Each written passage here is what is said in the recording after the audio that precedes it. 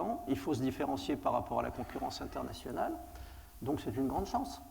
Ce qui est important de voir, c'est qu'au niveau français, si on compare les budgets de R&D, 24 milliards d'euros, 80% étant faits par la partie industrielle de l'économie, si on compare cette recherche à la valeur ajoutée générée par l'industrie française, on est devant l'Allemagne. Donc ça veut dire que, bien sûr, en valeur brute, l'Allemagne en fait plus que nous, mais parce qu'ils ont plus de valeur ajoutée que nous, c'est bien notre problème. Mais de façon intrinsèque à notre capacité à générer de la richesse, on en fait plus que l'Allemagne. Et donc, c'est un point fort de la France. C'est un point fort de la France, grâce notamment aux crédits impôt recherche qui ont été mis en place et qui sont un de nos atouts phénoménaux pour avancer. Sur chiffre d'affaires, qui est un ratio qu'on a tous en tête, c'est 3%. 3% de la R&D sur chiffre d'affaires. C'est à peu près également le ratio d'Arkema. Arkema, juste pour vous donner également un autre éclairage, est pour la 4e année consécutive classée parmi les 100 entreprises les plus innovantes au monde, avec Google, Apple, etc. Donc et je crois qu'il y en a 3 en France, il doit y avoir Saint-Gobain, Arkema, peut-être une 3e. Donc ça donne, on ne sait pas forcément que dans nos métiers de la chimie, on a aussi des champions en matière d'innovation, des champions français qui sont classés au niveau mondial, et c'est Reuters qui le fait, donc c'est vraiment une agence internationale, qui sont classés au même niveau que les meilleures startups ou les sociétés qui paraissent les plus innovantes au monde. Donc 3%, c'est un ratio tout à fait significatif. Et je voudrais juste rebondir sur ce que dit Philippe Darmagnan sur le crédit d'impôt recherche. On a beaucoup investi en R&D, on a beaucoup investi aussi hors de France, puisqu'on a ouvert des centres de recherche, notamment en Asie, pour accompagner la croissance. J'avais récemment un échange avec nos partenaires sociaux qui nous disaient bah oui, vous délocalisez des emplois en Chine, en l'occurrence à Shanghai, des chercheurs sont moins chers là-bas, donc finalement l'effort de R&D que vous faites, il n'est pas aussi important que ça. Mais ce qu'on ne sait pas, c'est que le coût d'un chercheur, lorsque l'on impute le crédit d'impôt recherche en France, est le même prix exactement qu'un ingénieur chinois. Donc là, je ne peux que rebondir sur ce que dit Philippe, c'est une excellente mesure. Ce n'est pas une mesure uniquement, évidemment, qui drive la politique de R&D à travers les coûts, mais c'est un élément substantiel qui permet de continuer à localiser aussi de la R&D en France. Et je pense que c'est un point essentiel à garder à l'esprit. François Brottes, vous vouliez réagir là-dessus ? Oui, d'abord pour dire que le crédit d'impôt recherche qui existe effectivement depuis quelques années est quelque chose qui monte en puissance de plus en plus et qui est notre meilleur élément de différenciation par rapport à la lutte mondiale dans ces domaines-là. J'enfonce une porte ouverte, mais c'est bien de le rappeler. Je vais revenir sur l'exemple de la voiture à 2 litres au 100, parce que je trouve qu'il est révélateur de la manière dont il faut qu'ensemble, et pouvoirs publics et industriels, on s'y prenne. Jean-Marc Ayrault, qui avait lancé ce projet, disait la voiture à 2 litres au 1000. Alors il avait fait un lapsus. Il a mis la barre un peu haut, je crois. Hein. Et en tout état de cause, dans ce que vous avez évoqué, lorsque ce défi a été lancé par les pouvoirs publics et que les industriels de l'automobile l'ont relevé, je pourrais rajouter deux éléments. C'est les carrossiers aussi, hein, qui ont allégé considérablement le poids des carrosseries. Aussi le débouché sur la voiture sans conducteur, qui est un élément pour que demain, et on consomme moins et on conduise en sécurité. C'est-à-dire que là, on a une filière qui mobilise la pluridisciplinarité des métiers sur lesquels on est très compétent. Et donc la force de l'innovation, c'est d'abord une approche par filière, de l'amont à l'aval, et la pluridisciplinarité. C'est-à-dire qu'il ne faut pas qu'on reste dans nos chapelles, il faut absolument que les métiers se mélangent, et qu'à partir de là, on puisse atteindre des objectifs qui paraissent un peu dingues, mais qui sont les objectifs auxquels on ne peut pas se soustraire, puisque la question de la pollution, elle est devant nous. Et le débat n'est pas est-ce qu'il faut le faire ou pas. Il faut le faire. Il faut être les premiers à le faire. Il faut être les moins chers à le faire. C'est ça le sujet. Et il faut être sûrement le plus en capacité de rassembler tous ceux qui peuvent apporter de l'eau aux peintures hydrosolubles, par exemple, si je puis dire. J'ai été amené à être dans une autre vie, parce que je n'ai pas fait que de la politique, à être consultant pour quelqu'un qui fabriquait une entreprise qui existe toujours, qui fabriquait de la peinture, notamment hydrosoluble pour l'automobile. Ça a commencé à cette époque-là, de la peinture pour les tanks. Il fallait que cette peinture soit résistante à toutes sortes d'agressions, de la peinture pour les trains. Donc je connais un peu cet environnement. Et je me suis beaucoup occupé aussi de la filière bois. Et j'ai connu le débat qu'il y a entre le bois rectifié et puis ceux qui fabriquent des produits de l'azur, qui voyaient avec le bois rectifié un marché qui risquait de s'écrouler. C'est-à-dire que dans l'innovation, on est bien obligé de se dire qu'il n'y a pas seulement la question de l'environnement, mais il y a aussi la question des modèles économiques. Et dans bon nombre de filières, on a des réticences à innover parce qu'on a peur que le marché sur lequel on est s'écroule avec une innovation de rupture qui est juste à côté. Et combien on a vu de grosses boîtes tuer les petites parce qu'effectivement, elles n'avaient pas envie. J'ai des exemples, hein, si vous me posez la question. Elles n'avaient pas forcément envie qu'on se développe. Donc il faut qu'on veille à tout ça. Sur le CIR, puisque vous avez évoqué le CIR, c'est évidemment un bon dispositif. Je pense que tout le monde est d'accord là-dessus. C'est un bon dispositif dans une assez mauvaise fiscalité. C'est plutôt ça la réalité, c'est-à-dire qu'on a un poids des prélèvements, on ne va pas faire un débat là-dessus, de toute façon on y a contribué aussi. Donc il y a un poids des prélèvements obligatoires qui est très très élevé, et le CIR c'est un peu un rayon de soleil dans tout cela, et ça a permis de maintenir, voire de faire revenir un certain nombre de recherches en France. Donc il faut évidemment le maintenir, le contenir, il faut en limiter les abus, comme dans tout dispositif il y a des abus, mais l'essentiel est quand même de stabiliser au fond le CIR à fiscalité constante. Si la fiscalité change, si la fiscalité sur l'impôt sur les sociétés et du reste converge, enfin si beaucoup de choses sont faites dans ce domaine-là, il faudra poser cette question de l'utilité, mais aujourd'hui il est majeur, sinon c'est terrible. Et à côté du CIR, on a aussi un bon système fiscal sur la fiscalité des brevets. Il y a un système fiscal aujourd'hui assez, vous me confirmerez ou pas, mais enfin vous avez nécessairement, puisqu'on parle d'innovation technologique, on parle aussi de brevets, donc de propriété intellectuelle. Et donc il y a une fiscalité en France favorable aux brevets, il y en a dans d'autres pays, mais très favorable aux brevets.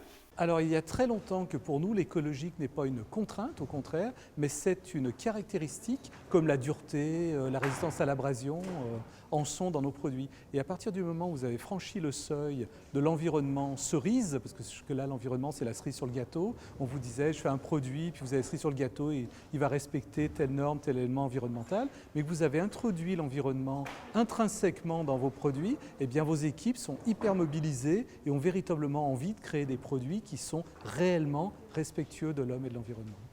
Alors, les contraintes écologiques, d'une part en matière de production, sont celles qu'on peut imaginer, réduction des rejets, que ce soit dans l'atmosphère ou également dans le milieu ambiant, et d'autre part, réduction des résidus en ce qui concerne la peinture quand elle est appliquée sur des supports quels qu'ils soient. Nos peintures sont à la fois utilisées par le grand public et par des industriels dans des quantités évidemment différentes, mais cette combinaison de destinations extrêmement variées nous oblige à envisager les problèmes environnementaux sous un angle extrêmement global et large, ce qui nous a sensibilisés depuis longtemps à toutes ces questions d'impact, que ce soit impact visuel, mais également dans la nature. On voit bien que dans des économies de rattrapage, dans les économies qu'on connaît tous et dans lesquelles vous êtes parfois extrêmement implantés, dans ces économies-là, on est un peu moins respectueux, même si... Vous voulez parler des pays d'Asie, l'Inde ou la Chine? L'Inde est dans une économie totale de rattrapage. C'est vrai pour la Chine aussi, c'est vrai pour d'autres. La Chine est plus avancée que l'Inde et bien d'autres. Et dans ces économies-là, on est un peu moins respectueux. Par principe, on nous dit vous avez massacré l'environnement pendant très très longtemps, excusez-nous de le faire un tout petit peu maintenant, mais enfin on n'a pas d'autre solution.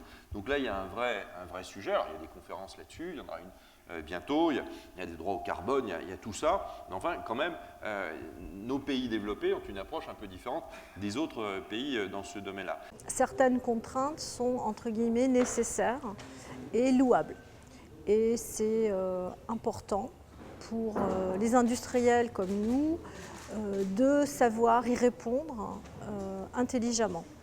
De la même façon, il faut que ces contraintes soient elles-mêmes intelligentes, correspondent à ce qui est fait dans d'autres pays de la communauté européenne et donc ne soient pas plus contraignantes que ce à quoi les entreprises étrangères ont à faire face. Donc l'idée c'est oui à certaines contraintes. Bien évidemment, lorsque c'est pour le bien de la planète, je crois que tout le monde est prêt à faire les bons efforts. Mais il faut que ce soit justement les bons efforts et pas plus, et pas 3 fois trop, et pas de façon inadéquate par rapport à ce qui peut être demandé au niveau de la Commission européenne. Les enjeux, et j'aime pas trop le mot de défi écologique, mais je dirais plutôt les enjeux environnementaux, sont pour moi non pas des challenges, mais véritablement des opportunités à l'innovation pour nos industries. Et ça permet effectivement de provoquer une émulation d'innovation qui permet d'améliorer sans cesse, et encore une fois, et la santé et l'aspect environnemental. On parle de simplification, il y a de la communication et des initiatives qui sont prises, et en même temps, on empile les normes. Et on veut des fois développer des normes qui sont censées simplifier, mais qui vont diablement compliquer celles qui existent déjà. Est-ce qu'on a vraiment une vue en densité et latérale sur l'implication des normes dans l'industrie? Est-ce qu'on a assez de responsables politiques qui ont une expérience pragmatique de l'industrie? Est-ce qu'on ne devrait pas développer ceci? Et on se retrouve des fois avec des choses qui paraissent effectivement plus simples, mais qui compliquent. Prenez les récentes normes sur le bisphénol A, avec une interdiction en France. On est les seuls en Europe. On est les seuls en Europe. Comment peut-on à ce moment-là faire circuler les biens au niveau européen? L'Agence européenne de la santé n'a pas les mêmes positions que l'Agence française de la santé. On a du mal à comprendre des fois. Tout industriel sait qu'il y a une réglementation à respecter, et je veux dire, il n'y a pas de débat là-dessus. Le problème, il est que dans les mesures qui sont prises en faveur de l'industrie, actuellement, on passe notre temps à avoir des mesures positives et des mesures négatives qui viennent douter du bien fondé de la mesure positive qui avait été prise avant. Donc il y a un problème de confiance de la part des industriels vis-à-vis de ce gouvernement. Mais combien d'autres exemples dans lesquels on se voit imposer par le ministère de l'Environnement des évolutions de la réglementation sans que la concertation ait lieu, ou sans que, plus important, il y ait une étude d'impact qui a été faite au préalable. Et c'est comme ça qu'on arrive ensuite à des projets de simplification de la réglementation qui sont donnés à un autre ministre, et qui viennent, bien sûr, emboutir un mode de fonctionnement normal qui passe par la contrainte. Donc on est dans le zigzag, on ne sait plus où on en est, et le problème, ce serait vraiment d'avoir une espèce de, en amont de tout ça, une espèce de projet d'une industrie pour la France, sur lequel on aimerait que non seulement les industriels, mais l'ensemble des parties prenantes politiques concourent et nous aident à revenir sur une industrie forte pour la France. Il faut de la stabilité. Moi, ça me semble extrêmement important. Et il faut surtout des études d'impact et de la méthode. Vous avez raison. Et les études d'impact, on en fait très peu. En fait, on n'utilise pas. On dit toujours ça, et en fait, on ne les utilise pas. On ne peut pas dire qu'on étudie après, et on ne peut pas dire non plus qu'on essaye d'évaluer avant. Ce n'est pas vrai. On peut citer quelques exemples qui montreront que si, mais en réalité, non. On ne peut pas expliquer que la société française, elle évolue aujourd'hui dans sa législation par l'évaluation et par l'étude d'impact. On sait que ça peut exister, mais on ne peut pas dire que ce soit aujourd'hui d'un très grand secours, et probablement faut-il aujourd'hui vraiment le développer. Sur le principe de précaution, moi j'avais déposé une proposition de loi dont François Brottes n'a pas voulu. Enfin, j'avais déposé une proposition de loi en me disant que c'est vraiment un principe assez dingue. Il est tellement dingue que c'est nous qui l'avons mis en place, donc je le revendique. Mais probablement, à son époque, c'était une autre époque, beaucoup de choses se sont passées, le temps s'accélère, et on voit bien que s'il faut un principe, aussi on peut ne pas mettre de principe dans la Constitution, hein, mais s'il faut absolument mettre des principes dans la Constitution, plutôt que de principe de précaution, qui est un principe d'empêchement, qui est aussi un signal de lié à la société française. Moi, je ne suis pas sur le droit, je connais le contexte de droit, tout ça, je connais, mais je regarde ce que ça donne en réalité. En réalité, c'est au fond un principe qui a totalement débordé de ce qu'on voulait lui faire dire et qui, aujourd'hui, est plutôt un signal donné à ne pas oser, à ne pas bouger, à être immobile, plutôt qu'un principe d'innovation, alors qu'on est dans une société qui a besoin d'innover, qui a besoin d'oser, qui a besoin de prendre des risques. Il n'y a jamais d'évolution sans risque. Évidemment, il faut juste que ces risques soient un tout petit peu contraints et soient évidemment prévenus. Mais ça, ce sera toujours le cas. Donc s'il y a un principe à inscrire dans une Constitution, nous on avait proposé un principe d'innovation responsable, évidemment, et ça me semble être un signal important donné à la société française. La réalité d'aujourd'hui sur l'application de la norme n'est pas forcément mauvaise, mais c'est la mise en musique qui ne va pas bien. Et c'est l'incapacité qu'on a, ça vaut pour l'inspection du travail parfois aussi, à être conseil du chef d'entreprise plutôt qu'être le gendarme permanent. Ouais. Est-ce que c'est comme ça que vous le vivez, vous, M. Pinatel? Là, je rejoins François Brottes, c'est sur la notion de marché, parce qu'au-delà de la réglementation, le juge de paix, c'est quand même le consommateur. Et souvent, d'ailleurs, les exigences du consommateur sont bien supérieures à ce que la réglementation nous impose. Nous, on est dans des métiers, la peinture, les adhésifs, on s'adresse à des particuliers. Il y a des associations de consommateurs, il y a des réseaux sociaux, il y a des problématiques de santé publique. Hein. Il peut y avoir, maintenant, il y a tout ce débat sur la qualité de l'air intérieur. Donc ça, c'est des problématiques que nous, professionnels, on adresse au quotidien, qui ne se traduisent peut-être pas encore dans les textes, qui viendront certainement, mais notre responsabilité, c'est de les anticiper. Donc, au-delà de la réglementation même, dans notre quotidien, c'est des problématiques qu'on prend en compte.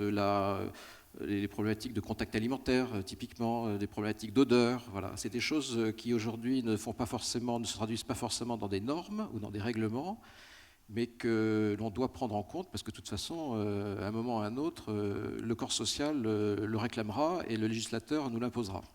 Aujourd'hui, on a ou le côté écologique ou le côté industriel. Et le problème, c'est ce qui est évoqué là, c'est qu'aujourd'hui, il faut absolument trouver un juste équilibre entre le respect de l'environnement et le respect économique et de l'industrie. On n'a pas besoin de nous faire des contraintes pour pouvoir faire du respect de l'environnement. On est tous conscients qu'aujourd'hui, à partir du moment où on produit, à partir du moment où on crée quelque chose, il faut tenir compte d'un respect de la planète et de ce qui se passe. Je vais prendre des exemples. Les fabricants de peinture, il y a 10 ans, pour faire une peinture de façade, il fallait mettre entre 800 et 1,2 kg grammes au mètre carré. Aujourd'hui, avec 400 grammes mètre carré, on arrive à faire la même qualité de produit, la même protection de mur. Donc là, on a besoin de normes pour nous imposer. Nous sommes conscients aujourd'hui que pour pouvoir avoir des produits qui innovent et qui apportent quelque chose, il faut que nous fassions des efforts dans ce sens-là. Alors l'écologie doit être respectée et tenue, mais ça ne doit pas être un dogme. C'est-à-dire qu'on ne doit pas tout sacrifier pour le principe de l'écologie.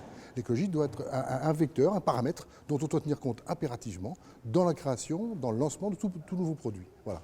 Il faut orienter progressivement l'industrie sur ce qui est vivant, et puis progressivement, comme sur un rosier, élaguer les branches sur lesquelles la sève coule moins vite. C'est vraiment une croyance profonde que j'ai, sur laquelle on travaille, ça prend du temps, mais ça demande aussi beaucoup de conviction de la part de chacune des fédérations. Et je pense qu'à la FIPEC, qu'il faut, comme sur l'ANIA, comme pour la mécanique et la FIEC, que vous réfléchissiez à quels sont les nouveaux métiers qui s'ouvrent à vous, et puis en quoi le numérique, en quoi l'économie circulaire vont vous impacter demain, et quelles sont les opportunités que ça vous donne pour différencier votre produit, aller de l'avant par rapport à ce qu'amènent vos concurrents en France, etc. Donc, Bernard Pinatel.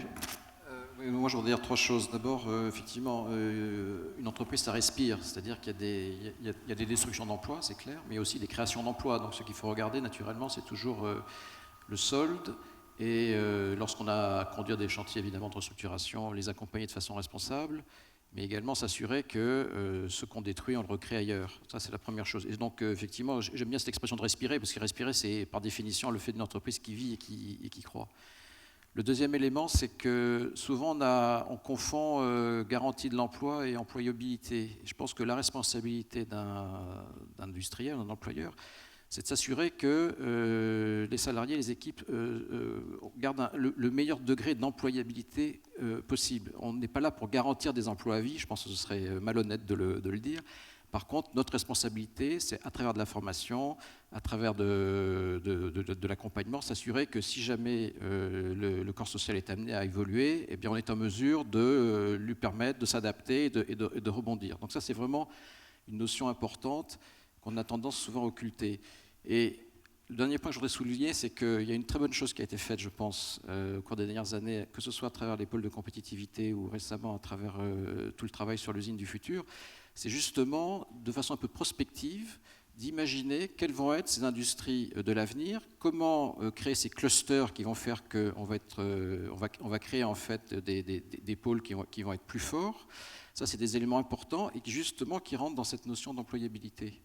Ça permet d'anticiper. Dans les entreprises, on fait souvent, je suis sûr que vous le faites également, de ce qu'on appelle des roadmaps technologiques. Hein. On essaie d'imaginer à 5 ans comment les technologies vont évoluer en fonction des tendances lourdes, des méga-trends, etc.